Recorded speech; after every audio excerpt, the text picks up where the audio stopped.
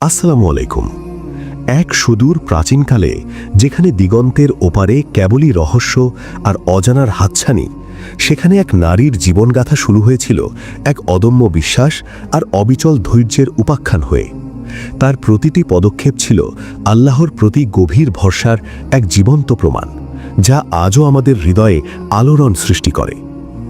সেই প্রাচীন জনপদের এক নিভৃত পল্লীতে বাস করত এক তরুণী, যার নাম ছিল আয়েশা। তার চোখ দুটিতে ছিল গভীর প্রশান্তি আর মুখে লেগে থাকত এক স্নিগ্ধ হাসি, যা তার ভেতরের দৃঢ়তাকে আড়াল করত। আয়েশা ছিল তার পরিবারের একমাত্র অবলম্বন। ছোটবেলা থেকেই সে দেখে এসেছে অভাব আর প্রতিকূলতা কিভাবে মানুষের আত্মাকে গ্রাস করতে চায়। কিন্তু আয়েশা কখনো হতাশ হয়নি। তার মা তাকে শিখিয়েছিলেন, আল্লাহর উপর ভরসা রাখো, তিনিই সবকিছুর সমাধানকারী। এই কথাটি ছিল তার জীবনের মূল মন্ত্র। একদিন এক অপ্রত্যাশিত দুর্যোগ নেমে এলো তাদের জীবনে। জনপদে এক ভয়াবহ দুর্ভিক্ষ দেখা দিল। শস্যক্ষেত্রগুলো শুকিয়ে কাঠ হয়ে গেল, নদীগুলো পানি শূন্য হয়ে পড়ল।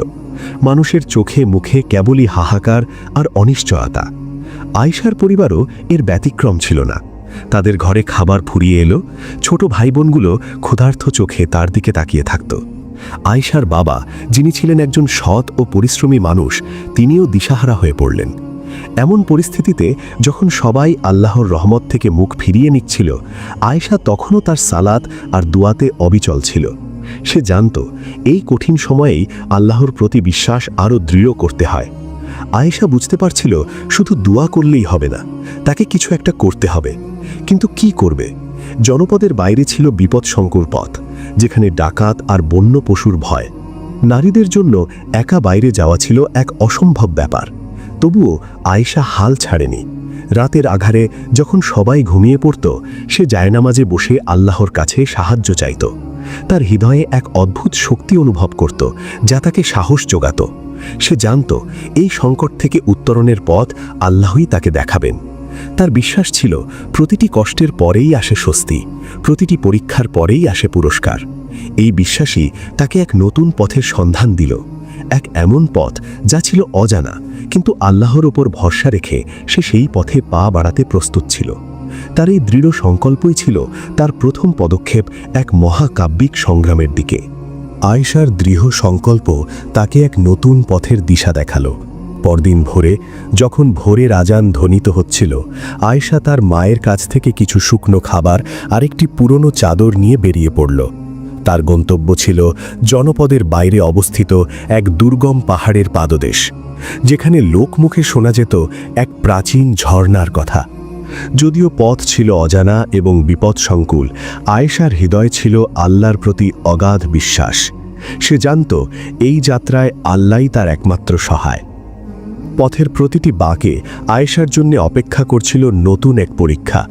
দিনের বেলায় প্রখর সূর্যের তাপে ক্লান্ত দেহ, আর রাত নামলেই বন্য পশুর অজানা আতঙ্ক। তবুও তার হৃদয় কখনো শূন্য ছিল না। প্রতিটি নিঃশ্বাসে ছিল আল্লাহর স্মরণ, প্রতিটি পদক্ষেপে তার ওপর অটল ভরসা। একদিন হঠাৎ করেই একদল দুষ্কৃতকারী তার পথ রোধ করল। তাদের চোখে লোভের ছায়া, আচরণে নিষ্ঠুরতার ইঙ্গিত। পরিস্থিতি মুহূর্তেই ভয়াবহ হয়ে উঠল। আয়েশার হৃদয় কেঁপে উঠল, কিন্তু ঈমান টলল না। বাহ্যিক ভয়ে তাকে আচ্ছন্ন করলেও অন্তরের বিশ্বাস ছিল অটুট। সে নীরবে গভীর বিশ্বাসে আল্লাহর কাছে সাহায্য প্রার্থনা করল। ঠিক সেই মুহূর্তেই আকাশ যেন বদলে গেল। হঠাৎ করে শুরু হলো এক প্রবল ধূলিঝড়। চারদিক অন্ধকারে ঢেকে গেল। দুষ্কৃতকারীরা দিশাহারা হয়ে পড়ল। সেই বিভ্রান্তির সুযোগে আয়েশা আল্লাহর উপর ভরসা রেখে দ্রুত সেখান থেকে সরে যেতে সক্ষম হল। কয়েকদিনের দীর্ঘ ও কষ্টকর যাত্রার পর আয়েশা অবশেষে সেই পাহাড়ের পাদদেশে পৌঁছাল। সেখানে পৌঁছে সে দেখল, ঝর্ণাটি প্রায় শুকিয়ে গেছে, তার জলধারা ক্ষীণ হয়ে এসেছে। আয়েশার মনে এক মুহূর্তের জন্য হতাশা উঁকি পিল, কিন্তু পরক্ষণেই সে নিজেকে সামলে নিল। সে মনে মনে বলল, আল্লাহর রহমত কখনো শেষ হয় না। সে ঝর্ণার পাশে বসে আল্লাহর কাছে দুয়া করতে লাগল। তার দুয়া ছিল এমন এক আরতি, যা পাহাড়ের নীরবতা ভেদ করে আকাশের দিকে ধাবিত হচ্ছিল। সে নাওয়া খাওয়া ভুলে শুধু দোয়া আর ইবাদতে মগ্ন রইল। তার শরীর দুর্বল হয়ে পড়ছিল, কিন্তু তার আত্মা ছিল অবিচল। জনপদের মানুষ যখন জানতে পারল আয়েশা ঝর্ণার পাশে অবস্থান করছে, তখন অনেকেই তাকে পাগল ভেবেছিল। কেউ কেউ উপহাসও করেছিল, কিন্তু আয়েশা সেসবের পরোয়া করেনি। তার বিশ্বাস ছিল আল্লাহ তার দোয়া কবুল করবেনই। একদিন এক বৃদ্ধা মহিলা, যিনি জনপদের সবচেয়ে জ্ঞানী এবং ধার্মিক হিসাবে পরিচিত ছিলেন, তিনি আয়েশার কাছে এলেন। বৃদ্ধা আয়েশার পাশে বসে তার মাথায় হাত বুলিয়ে দিলেন এবং বললেন, মা, তোমার ঈমান আর ধৈর্যের পরীক্ষা হচ্ছে।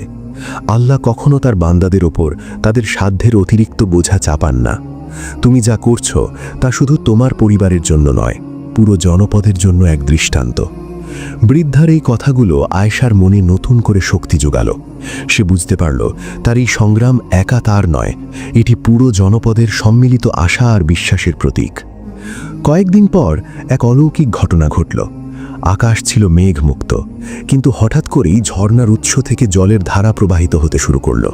প্রথমে ক্ষীণ, তারপর ধীরে ধীরে তা পূর্ণ জলধারায় পরিণত হল। আয়েশা নিজের চোখকে বিশ্বাস করতে পারছিল না। তার চোখে আনন্দাশ্রু নেমে এলো। সে সিজদায় লুটিয়ে পড়ল আল্লাহর শুকরিয়া আদায় করার জন্য। এই খবর দ্রুত জনপদে ছড়িয়ে পড়ল। মানুষজন ছুটে এলো ঝর্ণার দিকে। তাদের চোখে ছিল বিস্ময় আর কৃতজ্ঞতা। তারা আয়েশার ঈমান আর ধৈর্যে ফল দেখতে পাচ্ছিল। ঝর্ণার জল ফিরে আসার সাথে সাথে জনপদের মানুষের মনেও নতুন করে আশার সঞ্চার হলো। আয়েশা শুধু জল ফিরিয়ে আনেনি, সে তাদের মনে আল্লাহর প্রতি বিশ্বাস আর ভরসাও ফিরিয়ে এনেছিল। এই ঘটনা প্রমাণ করল যে যখন মানুষ সব আশা ছেড়ে দেয়, তখনও আল্লাহর রহমত তাদের জন্য অপেক্ষা করে। আয়েশার এই সংগ্রাম তাকে শুধু একজন সাধারণ নারী থেকে এক অসাধারণ ব্যক্তিত্বে পরিণত করল। তার গল্প হয়ে উঠল ঈমান, ধৈর্য আর আল্লাহর উপর ভরসার এক জীবন্ত কিংবদন্তি, যা প্রজন্ম থেকে প্রজন্মান্তরে প্রেরণা যোগাবে। কিন্তু তার সংগ্রাম এখানেই শেষ হয়নি। সামনে আরও কঠিন পরীক্ষা অপেক্ষা করছিল, যা তাকে আরও শক্তিশালী করবে। ঝর্ণার জল ফিরে আসার পর জনপদে শান্তি ফিরে এলেও আয়েশার সংগ্রাম শেষ হয়নি।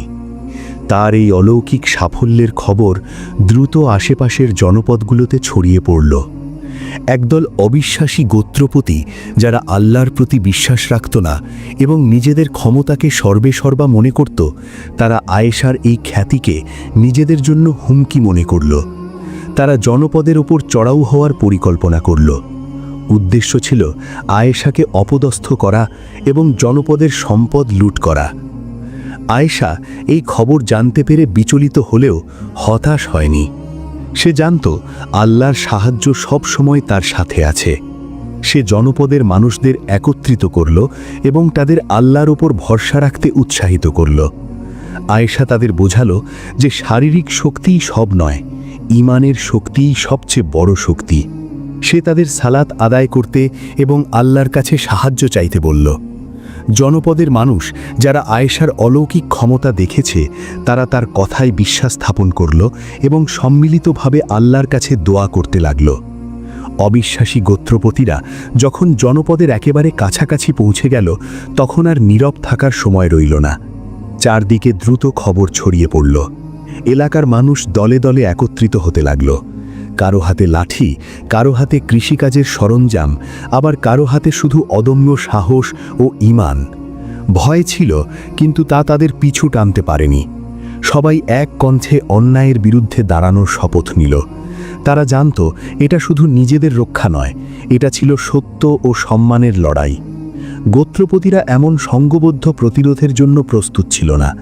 তারা ভেবেছিল জনপদের মানুষ ভয়ে পালাবে, কিন্তু বাস্তবে হলো উল্টো।